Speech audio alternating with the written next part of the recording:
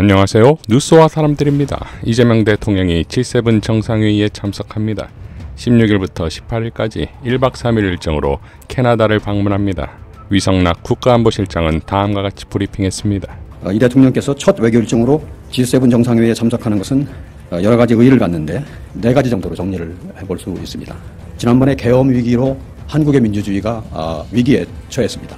그런데 그 위기를 지금 극복을 하고 민주 한국이 돌아왔다라는 메시지를 국제사회에 알리는 첫 국제 무대가 될 겁니다. 한국 민주주의의 회복을 널리 알리는 의미가 있겠습니다. 둘째로는 이번 정상회의 참석이 지난 6개월여간 멈춰섰던 정상외교의 공백 상태를 해소하고 정상외교의 복원을 재가동을 알리는 출발점이라고 할 수 있겠습니다. 셋째로는 G7처럼 세계 경제를 움직이는 주요국들과 정상외교를 재개함으로써 글로벌 경제 안보 환경의 대전환 속에서 우리의 국익을 지키기 위한 실용외교를 본격적으로 추진해 나갈 수 있게 되었습니다. 넷째로는 G7 계기에 미국, 일본 등 주요국의 정상과 교유하고 협의함으로써 관세 등 당면 외교 현안, 경제통상 현안에 대한 타개 방안을 모색할 수 있습니다. 자, 그러니까 대한민국이 윤석열 내란 수계를 몰아내고 이제 정상적인 국가가 되었다는 것을 최대한 빨리 전 세계에 알리고 싶은 의도가 제일 큰 것인데 G7 기회를 그렇게만 사용할 이재명 대통령이 아니겠지요. 트럼프 노킹 시위는 딱 윤석열의 미국 버전입니다. 흥미롭게도 이 시위에 김건희를 수사하라는 팻말도 나왔습니다. 시위자들은 한국의 민주주의에 대해서도 이야기했습니다. 자, 이런 트럼프와 대척점에 있는 미국 시민들은 한미 정상회담에서, 그리고 미국과 대척점에 있는 캐나다 시민들은 한케 정상회담에서 위대한 K민주주의를 달성한 대한민국의 이재명 대통령을 어떻게 바라볼까요? 이재명 대통령은 한국과 같이 초청된 인도에 대해서도 지난 13일 자신의 SNS에 인도 아베다바드에서 발생한 항공사고에 놀라고 깊이 충격을 받았습니다. 사고로 희생된 승객과 사고 지역의 피해자 및 그 가족 여러분께 깊은 애도와 진심 어린 위로를 전합니다. 이 어려운 시기에 대한민국은 인도 국민 여러분과 함께합니다. 라며 영문 메시지도 올립니다. 당연 G7을 대비한 메시지가 아니었을까요? 회의장에서 인도 총리는 이재명 대통령에게 이 메시지에 대한 반응을 보일 것이고, 그리고 대화가 전개되겠지요. 지난 문정인 교수와 정세현 전 장관은 노무현 재단의 토요 토론에 출연해 이재명 대통령의 G7 참석에 대해 이렇게 발언했습니다. 저는 큰 의미 부여하지는 않고요.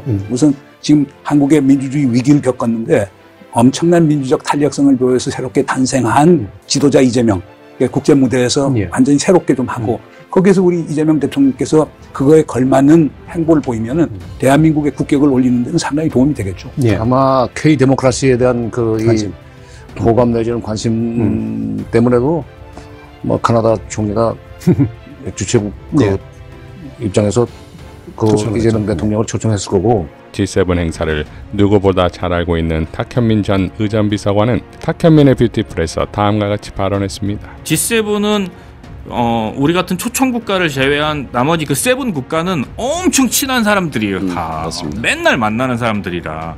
그래서 나머지 초청 국가가 크게 배려받지 못할 수도 있어요. 쉬운 자리가 아니에요, 절대. 그러니까 갔다는 것만으로도 어마어마한 의미가 있다. 우리가 이렇게 생각을 하고 접근을 해야지 자꾸 거기 가서 뭘 할 수 있냐 없냐 뭐 이렇게 따져들기 시작하면 안 돼요. 자, 결국 참석만으로도 이미 큰 의미가 있는 회의에서 이재명 대통령은 대한민국을 위해 또 어떤 활약상을 보여줄지 기대됩니다. 지난 비공개로 진행된 이재명 대통령의 장남 결혼식은 그동안의 정치적 공세에 자식까지 희생되어 온 것에 대한 아버지로서의 눈물이 있었고, 그런 아버지를 잘 지켜달라는 소년공 시절의 친구들이 있었습니다.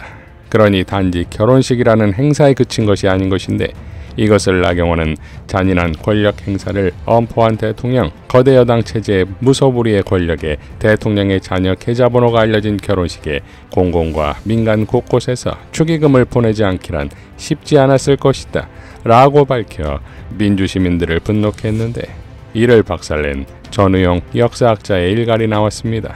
무소불위 이 장남 결혼, 축의금 보내지 않기란 쉽지 않았을 것. 나경원, 세상 사람들이 전부 자기 같진 않다는 걸 알아야 민주주의를 이해할 수 있습니다. 독재의 정신은 세상 사람들이 다 자기 같은 줄 아는 자들에게 깃듭니다.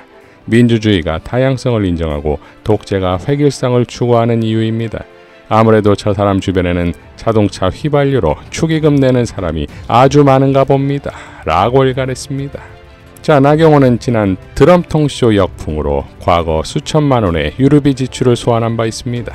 한나라당 서울시장 후보 시절 2009년에서 10년 정치자금 수천여만 원을 유류비로 지출한 사실이 드러나 논란이 되었고 하루에 4차례나 주유 기록이 나와 주유소 강의하냐는 야당의 비판을 받았었습니다. 그런데 정작 지금 나경원이 걱정해야 할 건 내란 특검이 아니겠습니까? 12.3 계엄 직후 윤석열 내란 수계와 통화한 자로서 말입니다. 김병기 원내대표는 원내 지도부 구성을 마치고 기자들의 질문을 받는데 법사위원장 관련해서는 법사위 우리 상임위원회 운영 규칙상 2년마다 교체하기로 되어 있는 규정을 준수하겠습니다. 법사위가 여당에 있다고 해서 소통이 안 되는 건 아니라고 생각을 합니다. 소통이라는 것은 서로가 얼마나 신뢰하고 대화를 통해 가지고 형성되는 것이지 그것이 법사위가 어디 있느냐와는 별로 관계가 없다고 생각을 합니다. 김민석 총리 후보자 관련 질문에 대해선 그렇게 논란이라고 생각하지 않고요. 그리고 그런 거는 제일 잘하는 분이 당사자입니다. 그래서 당사자의 충실한 해명으로 저는 해명 외에 저희가 뭐 덧붙일 것은 없다고 생각합니다. 라고 밝혔는데 속뜻은 내란 정당 따위와 무슨 정치냐가 아닐까요? 같은 날 정청래 전 법사위원장도 당대표 출마 선언을 했습니다. 당대표와 최강병기가 결합된 최강대표 민주당이 탄생하는 것입니까? 정청래 의원의 당대표 출마의 변으로 마무리하겠습니다. 저는 노무현 대통령의 정치개혁 공천혁명 덕분에 정치에 입문했습니다. 노무현 정신의 후예입니다. 저는 최전방 공격수로 당대표라는 별명을 갖고 있습니다. 당대표에서 당대표로 갈 수 있도록 여러분들께서 점 하나를 찍어주십시오. 이제 당대표가 되어 최전방 공격수뿐만 아니라 최후방 수비수까지 전방위적으로 뛰는 올라운드 플레이어가 되겠습니다.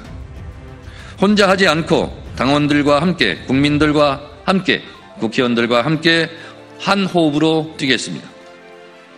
작년 12월 3일 비상계엄 내란의 밤을 기억합니다. 민주당은 그 치떨리는 밤을 국민과 함께 막아냈습니다. 그날 밤의 용기와 그날 밤의 대동단결이라면 우리는 못할 일이 없습니다. 저는 저의 사사로운 이익을 내려놓고 오로지 이재명 정부의 성공만을 위해서 뛰겠습니다. 싸움은 제가 할 테니 대통령은 일만 하십시오. 이재명 정부의 성공을 위한 정청래의 10가지 약속. 1. 국민 주권 시대 당원이 주인인 진짜 당원 주권 정당을 만들겠습니다. 저는 10년 전부터 당원이 주인인 정당을 주장했습니다. 대의원 제도는 유지하되 대의원 투표제는 폐지하겠습니다. 당원이 진짜 주인인 정당, 민주당의 대한민국 헌법이 보장하고 있는 보통평등선거, 전당대회 1인 1표제를 실현하겠습니다.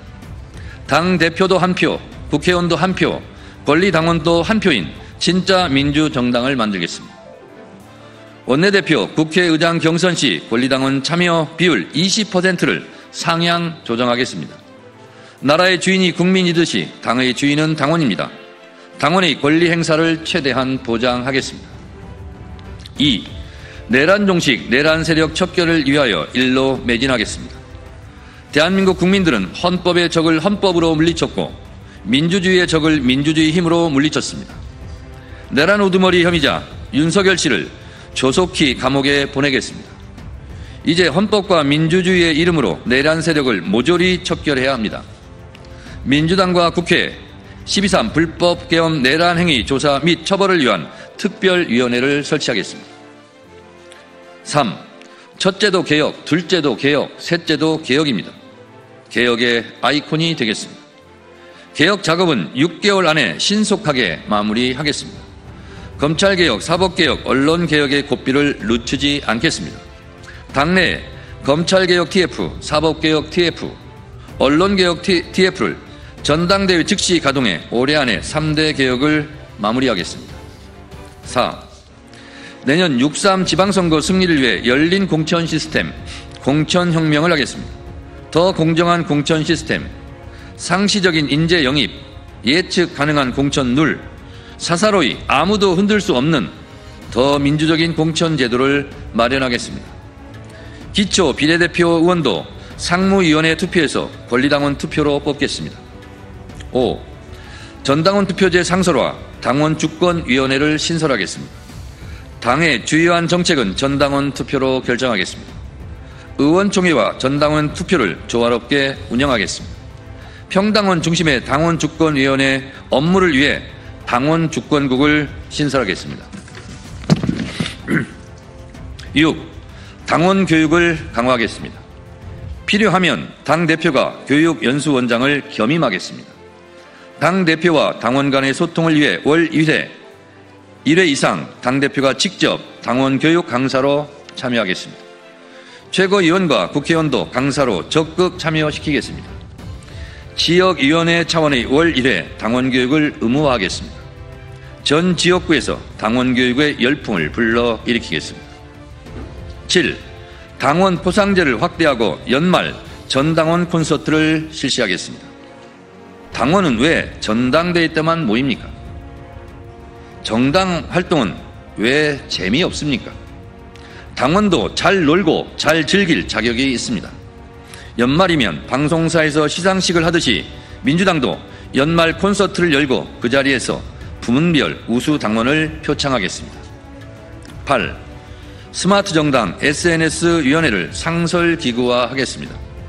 당의 홍보를 강화하겠습니다. 민심은 스마트폰에서 손쉽게 직접 확인이 가능합니다. 당원과 국회의원의 SNS 지수 역량을 강화하겠습니다. SNS 활동 지수를 당장 지방선거 공천에 반영하겠습니다. 9. 당원 정책 박람회를 연 1회 개최하겠습니다. 당 정책위와 을지로위원회 주관으로 국민들 피부에 맞는 정책을 개발하고 정책 박람회를 통해 큰 정책은 큰 정책대로, 소확행 정책은 그 정책대로 발굴해 입법 제도화하겠습니다. 10. 당원존과 민원실을 통합하겠습니다. 당원이 수시로 당을 찾아오고 당에게 민원을 제기할 수 있는 열린 소통 공간을 제도화하겠습니다. 국회의원 1일 상담원 제도를 통해 국회의원이 국민과 당원의 민원을 직접 듣고 접수하겠습니다. 이상 뉴스와 사람들이었습니다. 시청해 주셔서 감사드립니다.